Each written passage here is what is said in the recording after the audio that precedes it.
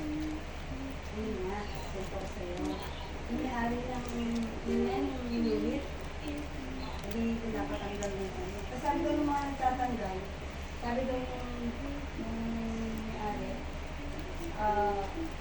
pwede daw iwan yung breaker, pero kapag nakabili ng bago, ibigay daw sa kanya yung bago. Kasi sabi ni Christian, ay sir, bumili ka na lang ng bago. Sabi, sabi ko, kasi hindi ko na masyadong makontak si Nene. Sige, bumili ka na. Sabi ko, grabe maging tao ito. Sabi ko, talagang ano, sabi ko, manigaraya. Sabi ko, iwan daw yung breaker, tapos sa kanya yung bago, pag nakabili. Sabi ko, bumili ka na. Sabi ko, gano'n. Ako yung magsasabi ko siya, Nene. Ano sinabi ko kay siya, Nene? Nabuti na silpa niya. Sige daw, sabi sa akin yung bibigay yun niya, hindi kay Christian, kasi ako ang nagkarono. Sabi ko, oo daw, kasi naman yung pera nga niya siya, sagad na. Yun, sabi ko, grabe na yung taong yan, sobrang malaraya naman nun, sabi ko.